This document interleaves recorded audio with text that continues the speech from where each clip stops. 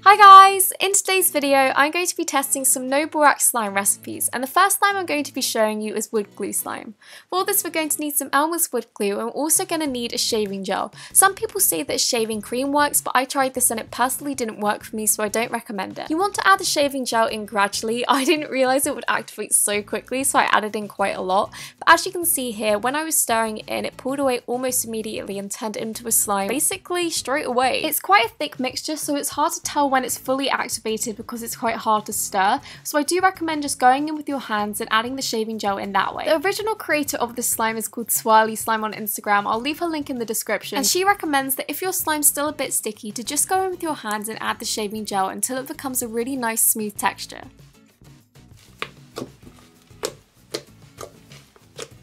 One of the most popular comments on my videos is definitely telling me that you can chew up gum and use it as slime. So in this method I'm just testing that, and I decided to use the little pellets, but basically I soaked them until the sugar coating came off. Then I started playing with them in my hand just to make it a bit softer, and at first it was quite hard because they were quite stiff, so I just kept dipping it back in the water to soften it and also add more moisture to the mix, and then I would play with it because obviously that's what happens in your mouth when you're chewing gum, and I guess you can chew gum to play with it, but I think it's a lot more sanitary to do it this way, and it became super stretchy after playing with it.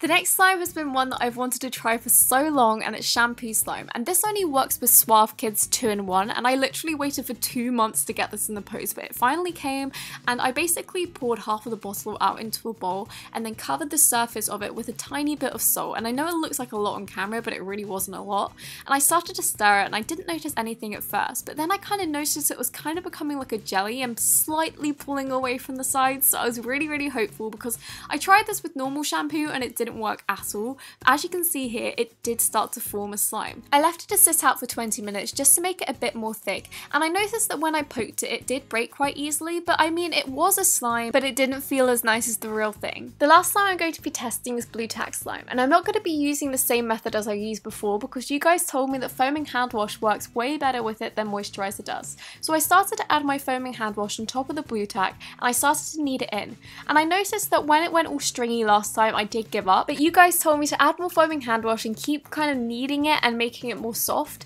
and this worked so well. It became just like a slime. It was kind of like a clay slime, but it was super stretchy and really fun to play with, so thank you so much for making me retry this. I'm so sorry I haven't been posting much this week. I've been in hospital, so I haven't really been able to film or edit, but I really hope that I can have some new videos out for you next week, and I hope that you enjoyed this video, and if you did, don't forget to give it a thumbs up and also subscribe.